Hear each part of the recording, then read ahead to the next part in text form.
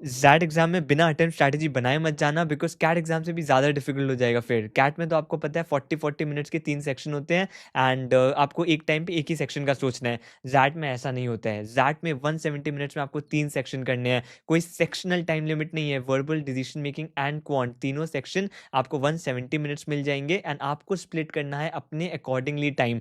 काफ़ी स्टूडेंट्स क्या मिस्टेक करते हैं, ये एक सेक्शन पे इतना ज़्यादा टाइम दे देते हैं कि दूसरे सेक्शन का उनको टाइम नहीं मिलता है। सो उनकी ओवरऑल परसेंटाइल तो अच्छी आ जाती है बिकॉज़ ओवरऑल स्कोर अच्छा आया। हाउएवर सेक्शनल कट ऑफ्स भी रहते हैं एक्स्ट्रा के लिए एंड काफ़ी सारे टॉप 20 स्कूल्स के लिए सेक्शनल कट ऑफ्स रहते हैं एंड वो सेक्शनल कट ऑफ नहीं क्लियर कर पाते for one of the section and they lose the opportunity.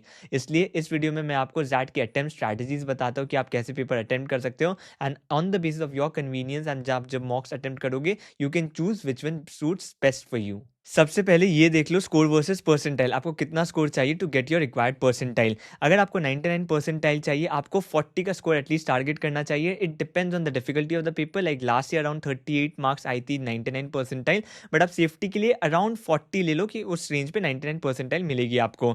उसके बाद अगर आप देखो 96 परसेंटाइल एक इंपॉर्टेंट नंबर होता है एंड अप्रॉक्सीमेटली 33 मार्क्स पे आपको 96 परसेंटाइल मिलेगी। 96 percentile is important because usually XLRI का जो कट ऑफ होता है वो 96 परसेंटाइल तक आता है। सो आपको 32 के ऊपर तो ट्राई करना ही है। जितना ज़्यादा होगा obviously it becomes easier to convert XLRI. अगर 40 है then it's a great score. अगर 32 के ऊपर तो आपको लाना ही है इन योर पेपर, बिकॉज आपको अगर ज़ैट दे रहे हो योर टारगेट शुड बी एक्सेलराई। उसके बाद बाकी के कॉलेजेस देखते हैं। एंड अगर 90 परसेंटाइल तक आपका टारगेट है, कुछ अदर कॉलेजेस टारगेट कर रहे हो not exactly XLRI, then around 27-28 score तक आपको 90 परसेंटाइल मिल जाएगी। एंड ज़ैट का मार्किंग स्कीम के बारे में बात करूँ तो +1 होता है for correct answers, -0.25 for negative answers and for every unattempted question beyond 8 question -0.1 होता रहता है। यानी कि 9th क्वेश्चन के लिए 10th क्वेश्चन के लिए -0.1 होगा if you leave it unattempted. तो 8 क्वेश्चन तक तो कोई नेगेटिव मार्किंग नहीं है।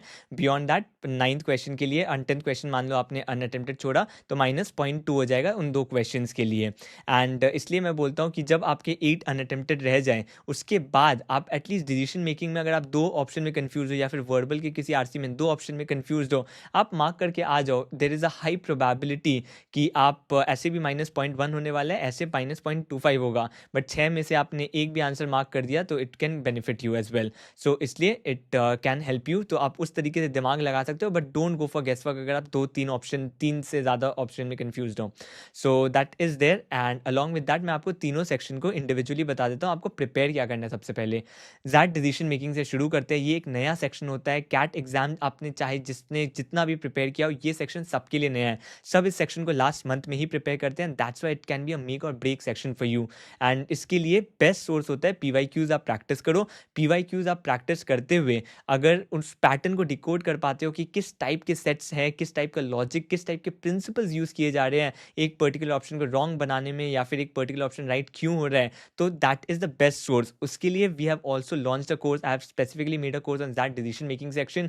बहुत बहुत ही इफेक्टिव कोर्स है। I can definitely say for this one at least, because of the fact कि सारे फ्रेमवर्क्स कवर्ड है। हु व्हाट वाई का एक फ्रेमवर्क है जिससे हम सारे पीवाईक्यू सॉल्व कर सकते हैं। लास्ट ईयर स्टूडेंट्स ने 9.6 रेट किया था, 1000+ स्टूडेंट्स ने 9.6 रेट किया था।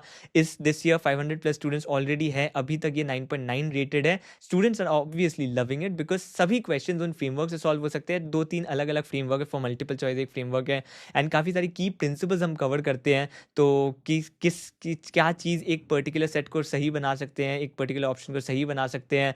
फॉर एग्जाम्पल सबको पता है कि आपको डिसीजन मेकिंग में एथिकल तो होना पड़ेगा। ज़ैट वो टेस्ट करता भी नहीं है आजकल। ज़ैट कैसे क्या टेस्ट करता है, एथिकल तो हो आप, but you don't need to be hyper idealistic as well, you need to be practical. आप अपने इंटरेस्ट को प्रायोरिटाइज कर सकते हो, इट्स परफेक्टली फाइन। आपको सैक्रिफाइस करने की ज़रूरत नहीं है just to look good on the paper. And that's why ethical होना भी ज़रूरी है। That's absolutely fine, but you need to be practical as well. ऐसा नहीं है कि आपने सब कुछ सैक्रिफाइस कर दिया एंड अपने इंटरेस्ट ही सेटिस्फाई नहीं किए जो केस का एक्चुअल रिक्वायरमेंट था। सो प्रैक्टिकल होना बहुत इंपॉर्टेंट है। ये just one of the principles है, ऐसे बहुत सारे प्रिंसिपल्स हैं। इसलिए डिसीजन मेकिंग सेक्शन सबको इंट्यूशन लगता है, लोग सोचते हैं कि लगा तो लगा गेस वर्क, या तो नहीं लगा। हाउएवर एक स्ट्रक्चर है इस पूरे चीज़ के लिए एंड अगर आप उस स्ट्रक्चर को मास्टर कर लो then you can nail this particular section. आपको जस्ट वो फ्रेमवर्क स्टडी करना है, उस फ्रेमवर्क्स के थ्रू पीवाईक्यू सॉल्व करने हैं। You will be able to solve most of the questions with a structure. And इस कोर्स, ये सेल्फ पेस्ड कोर्स है वैसे तो, बट हम एवरी वीक लाइव सेशंस भी ले रहे हैं जहाँ पर ज़्यादा हेल्प हो जाता है कैंडिडेट्स को। वो सेम फ्रेमवर्क हम डिस्कस करते हैं कि ये सही ये गलत आपने टेबल कैसे भरा है उन फ्रेमवर्क्स में। एंड रिसेंटली हमने एक लाइव सेशन भी लिया था। Students definitely learn a lot from there. So अगर आपको ये कोर्स चाहिए मैं लिंक डिस्क्रिप्शन में डाल दूंगा, आप वहाँ से ले सकते हो। एंड डेफिनेटली अभी डिस्काउंट भी है, अफोर्डेबल भी है courses I would say. So definitely आप उसको ले सकते हो। It will give you the entire principle structure framework जो भी आपको चाहिए टू लर्न दिस सेक्शन। उसके अराउंड उसके अलावा आपको कुछ भी नहीं चाहिए होगा, सारी पीवाईक्यूज भी कवर्ड है। सो उसको छोड़ के आपको कुछ भी नहीं चाहिए होगा for the decision making section, that I can guarantee. उसके बाद वर्बल सेक्शन, अगर आपने कैट के लिए पढ़ा था then verbal section is almost sorted. कुछ डिफरेंसेस रहते हैं, एक कार्टून का आरसी आता है, लास्ट ईयर आप देख के जाओ कि कार्टून का आरसी क्या था। पोएम के आरसीज भी आते हैं, वो भी आप लास्ट ईयर पीवाईक्यू सॉल्व करो तो वो आप अगर सॉल्व कर लोगे तो आपको पता चल जाएगा पोएम के आरसीज कैसे होते हैं। In our course as well सारे जो पीवाईक्यूज है वो अपलोडेड है, पर उसका एक्सप्लेनेशन नहीं है for the other section. Verbal and quant के पीवाईक्यूज तो अपलोडेड है, बट उसका वो एक्सप्लेनेशन नहीं है वहाँ पर। डिसीजन मेकिंग कोर्स के अंदर ही है। हाउएवर आप पीवाईक्यूज कहीं से भी ले सकते हो, इंटरनेट में आपको कहीं भी पीवाईक्यूज मिल जाएगा, उनको सॉल्व करो। And cartoon RCs and poem RCs वो तो नई चीज़ होते हैं वर्बल सेक्शन में, तो आप वो प्लीज़ जाके सॉल्व करना एंड एक बार कस्टम्ड हो जाना, बिकॉज टेस्ट में वो आप फर्स्ट टाइम देखोगे यू माइट गेट कंफ्यूज। बहुत ज़्यादा डिफिकल्ट नहीं होता है, यू कैन सॉल्व इट अगर आपको लॉजिक समझ में आ जाए। सो वो प्रैक्टिस करके जाना, नथिंग एल्स फॉर वर्बल। उसके बाद क्वांट सेक्शन की बात करूँ, क्वांट एंड डीआई में एक डेटा इंटेंसिव थोड़े सेट्स होते हैं, चार्ट्स होता है, स्पाइडर चार्ट हो सकता है, बार चार्ट, कॉलम चार्ट। अगर आपने ये चार्ट्स बहुत अच्छे से नहीं पढ़ा था कैट एग्जाम के टाइम, वो पढ़ लेना। वो इजी स्कोरिंग होता है, जस्ट कैलकुलेशन इंटेंसिव थोड़ा होता है, but definitely very scoring section होता है, डेटा इंटरप्रिटेशन भी इसका। क्वांट सेक्शन में again arithmetic algebra kind of dominate करता है यहाँ भी, बट यहाँ पर मेंसुरेशन भी पढ़ के जाना for the quant section. Mensuration भी इंपॉर्टेंट हो जाता है, ज्योमेट्री काइंड ऑफ इंपॉर्टेंट है, ट्राइंगल सर्कल्स भी आप पढ़ सकते हो थोड़ा बहुत, बट मेंसुरेशन के सारे फॉर्मूलाज, बिकॉज कैट में बहुत कम पढ़ते हैं लोग मेंसुरेशन, एक क्वेश्चन हार्डली आता है, जैट में वो ज़्यादा आ सकता है। दैट्स वाई मेंसुरेशन मैं बार बार बोल रहा हूँ आप पढ़ के जाना, एटलीस्ट फॉर्मूला सारे देख के जाना, हेमिस्फेयर का रेडियस, हेमिस्फेयर के सर्फेस एरिया एंड एवरीथिंग जो होता है वो सब चीज़ें प्लीज़ देख के जाना। इसके बाद अटेम्प्ट स्ट्रैटेजी क्या होनी चाहिए आपकी, 170 मिनट्स होता है for the 3 sections. Use the 50-50-50 strategy, यानी 50 minutes for verbal, 50 minutes for decision making, 50 minutes for quant, and last 20 minutes can be for any of the section which you think is the strongest, and आप जिसमें ज़्यादा से ज़्यादा question solve कर सकते हो last 20 minutes में। एक चीज़ याद रखना, इसमें पॉसिबिलिटी है कि आपने वर्बल सेक्शन 40 मिनट्स में कर दिया, या फिर क्वांट में 40 मिनट्स में आपने काफ़ी सारे क्वेश्चन सॉल्व कर दिए और ज़्यादा सॉल्व नहीं हो रहे हैं, बट आपने सेक्शनल कट ऑफ क्लियर कर लिया है, then it's fine, you can shift to the other sections and give more time to that. However important thing ये है, मान लो 120 मिनट्स हो गया एंड आपने एक सेक्शन शुरू ही नहीं किया है, नो मैटर आपने कितना किया है बाकी दो section, you have to switch to the third section, because आपको उसका सेक्शनल कट ऑफ भी क्लियर करना है। हो सकता है उस सेक्शन में आप जस्ट 30 मिनट्स दो या 40 मिनट्स ही दो, एंड आपको लगता है कि सेक्शनल कट ऑफ क्लियर हो गया, देन आप इस पर ज़्यादा टाइम और दे सकते हो, 20 मिनट्स तो है ही एक्स्ट्रा, एंड और 10 मिनट्स यहाँ पर डिवोट कर सकते हो।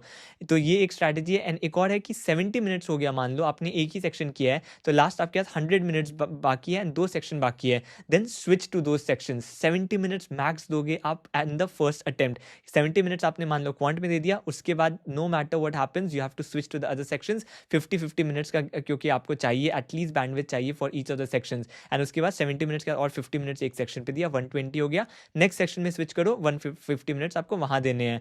एंड जहाँ से भी आप टाइम सेव कर सकते हो, मान लो वर्बल से 40 किया तो 10 मिनट क्वांट में दे दिया, एंड जो लास्ट के 20 मिनट्स आपने सोचे थे आपने उसको क्वांट में दे दिया, डिसीजन मेकिंग में दे दिया, it's up to you, but at least 50 minutes आपको सब में देना है। एंड ये दिमाग में आपके बैठा लो कि 50-50-50 होनी चाहिए, उसके बाद लास्ट 20 मिनट्स इधर उधर होगी, बिकॉज आपको सेक्शनल कट ऑफ क्लियर करना है। बहुत बार मैंने देखा है यही मिस्टेक बार बार की, ऑलमोस्ट 140-150 मिनट्स तक आपने 2 सेक्शन किए, परसेंटाइल तो बहुत अच्छा है, ओवरऑल परसेंटाइल तो बहुत अच्छा है, बट लास्ट सेक्शन आपने अटेम्प्ट ही किया है बस 20 मिनट्स के लिए, कैसे सेक्शनल कट ऑफ क्लियर होंगे उसके। दैट्स वाई बहुत इंपॉर्टेंट है, ये स्ट्रैटेजी फॉलो करो, and this is a non negotiable. Everyone irrespective of whatever they are feel they are strong in, ये तो फॉलो करना ही है। जो चेंज होगी स्ट्रैटेजी वो है आपका ऑर्डर ऑफ अटेम्प्ट एंड आप कितना टाइम एक पर्टिकुलर सेक्शन में देते हो। सो मेरी स्ट्रैटेजी होती थी, मैं क्वांट सेक्शन से शुरू करता था, उसके बाद जाता था डिसीजन मेकिंग में, उसके बाद जाता था वर्बल में, बिकॉज मुझे क्वांट सबसे ज़्यादा ईजी लगता था, उसके बाद डिसीजन मेकिंग, उसके बाद वर्बल। तो इसलिए मेरी ये स्ट्रैटेजी होती थी, एंड पहले मैं उसमें ऑब्वियसली 50 मिनट्स देता था क्वांट में, एंड तब 175 मिनट्स का, इफ आई रिमेंबर करेक्टली 175 या 180 मिनट्स का होता था, तो अगेन 50-50-50 ही करता था, 50 मिनट्स इधर 50 minutes decision making, 50 minutes verbal. Decision making and verbal तो ऑलमोस्ट 50-50 में खत्म हो भी जाते थे। लास्ट का जो टाइम बचता था 20-25 मिनट्स जो भी बचता था उसको मैं क्वांट में देता था। So that used to be my strategy. मैं क्वांट में वापस, बिकॉज मुझे पता था कि मुझे क्वांट में मैक्सिमाइज करना है score, that's why I used to attempt that. And decision making and verbal मुझे पता है ज़्यादा टाइम दे के भी मेरी accuracy I don't know if it will improve और नॉट। हो सकता है जो फर्स्ट थॉट आया था मैं उसी को मार्क करूँ, सो इसलिए मैं बहुत जल्दी अटेम्प्ट करता था। डिसीजन मेकिंग में you should try to attempt almost all the question, 100% of the question attempt करना आपका टारगेट होना चाहिए। वर्बल सेक्शन में भी मोस्ट ऑफ द क्वेश्चन आपको अटेम्प्ट करने का टारगेट होना ही चाहिए। एंड क्वांट में it can vary depending on the difficulty of the paper and आप कितना सॉल्व कर पा रहे हो। वो तो आप अगर सॉल्व कर पाए तो you will mark it, otherwise you won't mark it. It's very simple. But मेरी ये स्ट्रैटेजी होती थी, अगर आपको लगता है कि नहीं आपका क्वांट स्ट्रॉन्गेस्ट सेक्शन नहीं है, देन आप प्रॉब्ली डिसीजन मेकिंग या वर्बल से शुरू कर सकते हो, उसके बाद क्वांट को बीच में रख सकते हो, सो दैट आपको पता है 30-40 मिनट्स देके आप सेक्शनल कट ऑफ क्लियर कर लो। उसके बाद आप दूसरे सेक्शन में जा सकते हो and then you can come back to quants या वर्बल, आपको या फिर जिसमें भी आपको कंफर्टेबल लगता है। सो आप सेक्शन, ये मॉक से आपको डिसाइड करना है कि आपको कौन से सेक्शन से शुरू करना है। मैं सजेस्ट करूंगा कि आप हमेशा अपने स्ट्रॉन्गेस्ट सेक्शन से शुरू करो। अगर आपको लगता है कि वर्बल पढ़ने में या फिर डिसीजन मेकिंग सेट सॉल्व करने में आपका बहुत फटीग हो जाता है माइंड एंड आप क्वांट फिर सही से सॉल्व नहीं कर पाओगे, then also start with the quant section only. Most of my students from last year started with the decision making section because उनको वो इंटरेस्टिंग भी लगता था and they were fairly comfortable with that section. उनको एक structure पता था कि डिसीजन मेकिंग तो ऐसे ही सॉल्व करना है। सो आप वो भी कर सकते हो। अगर आपने कोर्स लिया है डिसीजन मेकिंग, आपको लगता है कि that is your strongest part now, then आप प्लीज़ वो फॉलो करो, डिसीजन मेकिंग से शुरू करो। बट आपको मॉक से डिटरमाइन करना है कि कौन सा सेक्शन आपको पहले अटेम्प्ट करना है and make sure no matter what happens in the examination, आप जो मॉक से डिसाइड करके गए हो उसी ऑर्डर में फॉलो करो। हो सकता है कि एक पर्टिकुलर सेक्शन बहुत ज़्यादा डिफिकल्ट आया हो, that is not in your hands. आपको वो 30 मिनट सॉल्व करते ही पता लग जाएगा। अगर आपको लगता है आपने बहुत सारे क्वेश्चन, डिफिकल्ट पेपर एंड आपने बहुत सारे क्वेश्चन सॉल्व कर लिए, switch to the other section, switch to the other section and उसमें ज़्यादा सॉल्व कर लो। So that is how you need to basically balance your thing. And mock test देना बहुत इंपॉर्टेंट है, एटलीस्ट 1 मॉक टेस्ट दे देना। एंड अगर आप 3-4 मॉक टेस्ट दे देते हो तो it will be you will be able to fix your strategy कि कौन से सेक्शन से शुरू करना है, कितना टाइम किस सेक्शन में देना है, एंड इट्स एब्सोल्युटली फाइन। मैंने अपनी स्ट्रैटेजी आपको बता दी। 50 मिनट्स मैं वर्बल में देता था, 50 मिनट्स में देता था डिसीजन मेकिंग में, ऑलमोस्ट 75 मिनट्स मैं क्वांट एंड डीआई में देता था। एंड स्टार्ट करता था मैं क्वांट एंड डीआई से, उसके बाद स्टार्ट करता था डीएम और वर्बल सेक्शन, डीएम यूजुअली करता था एंड उसके बाद verbal section at the end. So all the best for that preparation. And GDPI की भी आप अगर प्रिपरेशन कर रहे हो, we are hosting free sessions. उस फ्री सेशंस के लिए भी व्हाट्सएप ग्रुप लिंक मैं आपको डिस्क्रिप्शन में अटैच कर दूंगा, आप वहां से वो ग्रुप ज्वाइन कर सकते हो। If you are going to appear for the interviews this year, सभी सेशंस फ्री होने वाले हैं, काफ़ी सारे डॉक्यूमेंट्स भी अपलोडेड है उस वेबसाइट पे एंड वो सब कुछ फ्री होने वाला है। सो आप उसको यूटिलाइज करो for your interview preparation. And मैं काफ़ी सारे वीडियोस इंटरव्यू प्रिपरेशन रिलेटेड भी रिलीज करने वाला हूँ, so make sure you are subscribe to the channel. That's it for this particular video, see you in the next one.